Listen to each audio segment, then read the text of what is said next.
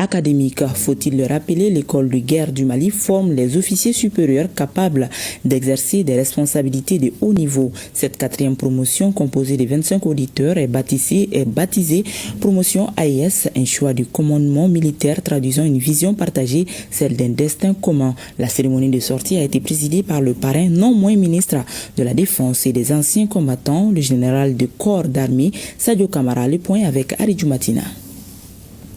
L'école de guerre du Mali, au lieu d'enseignement militaire permettant aux chefs militaires d'exercer des responsabilités importantes avec une vision prospective sur les enjeux sécuritaires, célèbre ses auditeurs de la 4e promotion qui bouclent leur formation académique. Pendant 11 mois, 25 officiers, 5 du Burkina Faso, 5 du Niger et 15 du Mali, dont un personnel féminin, se sont soumis à l'exigeant programme combinant enseignement académique et opérationnel, travaux interministériels et exercices de planification basés sur des scénarios. L'école de guerre du Mali, désormais ouverte aux auditeurs de l'AES, cette 4e promotion n'a pas dérogé à la règle par rapport aux objectifs attendus à l'issue de l'année académique. La présente cérémonie nous offre l'occasion de parler à la fois de la 4e année académique qui s'achève, ainsi que des perspectives pour l'année académique à venir. Tout d'abord, l'ouverture de l'école aux auditeurs non maliens. Comme prévu dans le cadre de la montée en puissance, l'école de guerre du Mali a ouvert ses portes cette année aux auditeurs des pays frères du Burkina Faso et du Niger, dont la présence parmi nous a été vécue comme une source d'enrichissement des échanges tout le long de l'année académique. Un déroulement satisfaisant de l'année académique. Pendant 11 mois, les 25 auditeurs de la promotion AES ont suivi un enseignement visant à faire d'eux des chefs militaires immédiatement capables d'exercer des responsabilités de haut niveau. Aujourd'hui, nous nous réjouissons d'un bilan globalement satisfaisant, avec notamment un taux d'exécution des activités académiques à 100%. Former des chefs militaires capables de penser, de déterminer des stratégies de guerre et de mener des opérations est plus que jamais nécessaire de nos jours au regard de la complexité de l'environnement. Chers auditeurs, durant plusieurs mois, vous avez été confrontés aux défis intellectuels et stratégiques d'un enseignement exigeant.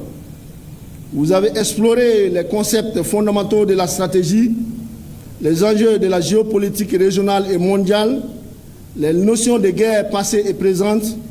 Vous avez analysé les doctrines, simulé des plans d'opération, débattu des choix de commandement dans des contextes de crise. Je vous exhorte donc à être partout où vous serez les relais vivants de cette école. Soyez les catalyseurs de la pensée stratégique souveraine. Soyez des partisans de la coopération militaire AES. Soyez des leaders capables de comprendre des décisions fortes en phase avec nos réalités, nos intérêts vitaux, les aspirations légitimes de nos peuples. Des prix d'excellence pour honorer le travail, le dévouement ont sanctionné cette fin de formation. Il s'agit du prix de la recherche scientifique décerné à l'auditeur burkinabé, le lieutenant-colonel Alira Aristide, qui s'est le plus démarqué par la qualité et la profondeur de ses travaux de recherche. Ensuite, le prix de l'enseignement opérationnel décerné au colonel Moustapha Sangari du Mali. Ce prix met en avant l'auditeur qui a excellé dans la planification et la conduite opérationnelle. Et puis le prix de l'enseignement académique qui est revenu au Nigérien, le lieutenant-colonel Abdelsalem Abdoulaye Dara, pour son expérience académique reconnue tout au long de la formation.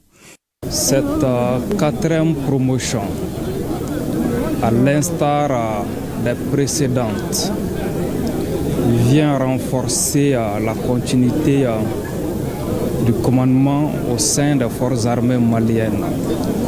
Sur instruction de son Excellence, le général d'armée Assimi Goïta, président de la transition, chef de l'État, président de la Confédération AES, l'école a accueilli pour la première fois les auditeurs venant des pays frères du Burkina Faso et du Niger. Cette initiative tend à renforcer la coopération militaire entre les pays membres de l'AES.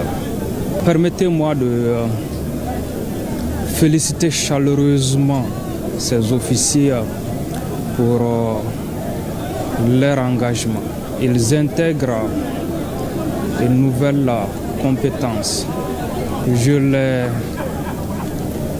exhorte à faire preuve de dignité, de loyauté, d'intégrité et de leadership.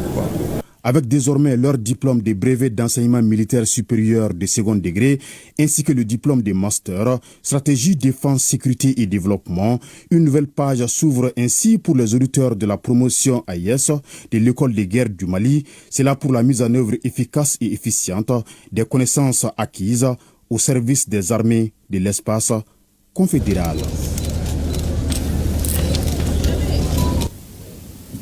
À la suite de l'abrogation de la charte des partis politiques, de la loi encadrant le statut de l'opposition ainsi que du décret actant la dissolution des formations politiques, certains responsables de partis ont saisi la justice.